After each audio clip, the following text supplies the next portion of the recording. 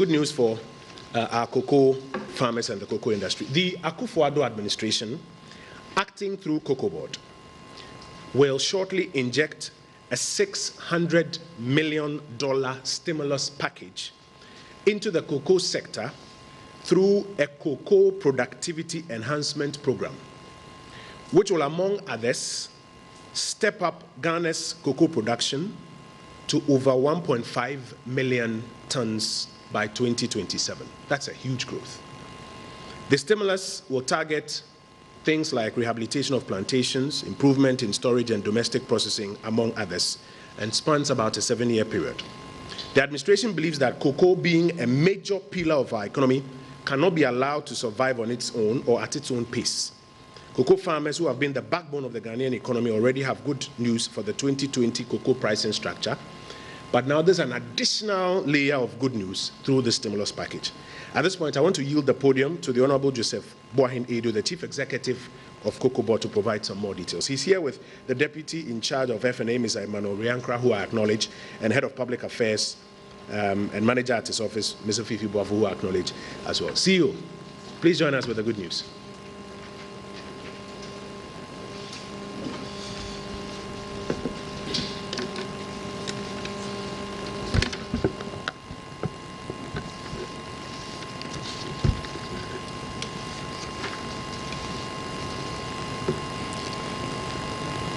Honorable Minister, thank you very much for this opportunity. In fact, on assumption of office, His Excellency the President came up with the view that cocoa, being the mainstay of the economy, needed some transformation.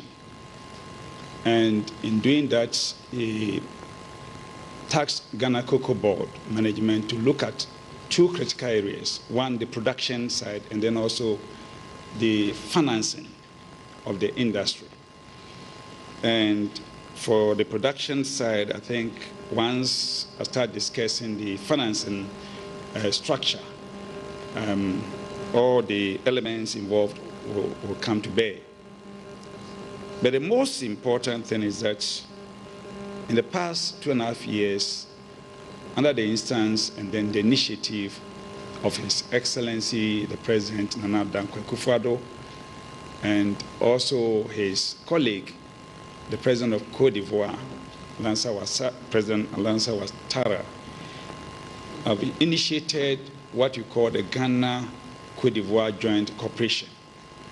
And two important and then major outcomes have emerged.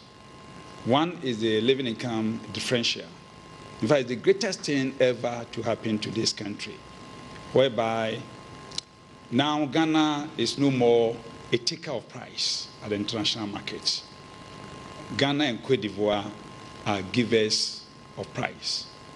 Go for any buyer at the international market to buy cocoa from Ghana, apart from the terminal price, and then also apart from the origin differential, what you call the premium for each of the countries, that buyer ought to pay $400 per every ton of cocoa.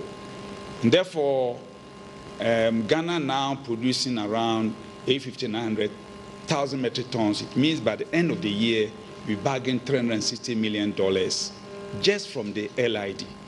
If this thing should continue in the next 10 years, LID alone will be giving Ghana $3.6 billion. And this has nothing to do with the terminal market price. It's something which is phenomenal, and Ghana and Cote d'Ivoire are receiving a lot of commendation from all over the world, both from producing countries and then from consuming countries.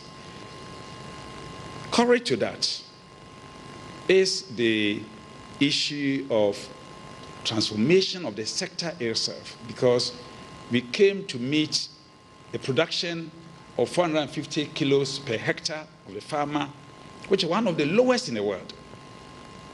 And also because production was going down. Production was around 750,000 metric tons. But then we realized that the northern part of Western region, what we call the Western North, which used to account for 1/3 of the total production of the country's cocoa production, was actually slipping down, in the sense that the cocoa swelling shoot virus disease had devastated close to over 200,000 hectares of land in that region. Countrywide, we are talking about 315,000 hectares. And because this was latent, production, particularly in Western North, had been going down. Western North used to give us 350,000 metric tons of cocoa. Last year, they produced only 140,000 metric tons. It means we've already lost about 200,000 metric tons of cocoa. And the president encouraged us, and also as part of the cooperation with Côte d'Ivoire, to find the most sustainable way of, improving the sector. And under his auspices, together with the president of Côte d'Ivoire, we were introduced to the African Development Bank to look for a facility of $600 million to stimulate the cocoa sector. Ghana is taking $600 million. Côte d'Ivoire, our counterparts, are also taking $600 million. And as I speak, the facility is before Parliament. Once it gets parliamentary approval, we'll be going to South Africa to go and engage the bank to facilitate the drawdown of the money to Ghana. In all, $600 million is to be committed, and it is for a 7-year term. In fact, this is the first time that Ghana is taking focusing on a medium to long-term financing. Over the years, we've been taking annual syndication. And when you take annual syndication, it's invariably intended for operational purposes, annual operational purposes. It doesn't bring any capital injection into the sector. So more or less, growth is restrained. And that is how come, when the swelling shoot became severe, there was no way to deal with it. Because the annual syndication, which is intended to pay the farmers, cannot be used for capital projects. So for the first time, we are moving away from annual syndication to even a higher medium term. Medium-term facilities have come to this country for 3 years maximum. 3 years, 2 years, and 3 years. But this time we are going for 7-year, facility, which gives us space to operate and then improve upon the sector. And the facility in form is made up of a commercial part as well as there is a developmental part. So it's both developmental loan and then a commercial loan. And for the commercial tranche, it comes with an interest rate of LIBOR plus 4.4% per annum. With the development fund, it comes with an interest rate of LIBOR plus 4.5 per annum.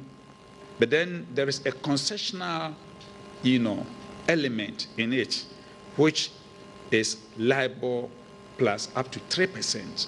This is very significant because to go for an international facility, which is LIBOR plus 3%, is so, it's a major achievement actually for us, and more so when it is a 7-year term. This is not an annual facility. It's not even a 3-year term. The 7-year medium to long-term facility. Now, these are the components of the or the facility is intended foremost to deal with the cocoa swelling shoot virus disease. And to that end, we are looking for 140 million United States dollars to tackle, I will elaborate on that, the cocoa swelling shoot virus disease. Then you also have overaged cocoa trees. When the trees are overaged, yield is very insignificant. And then also we have farms which are moribund. So there too, we are looking for 82.7 million US dollars.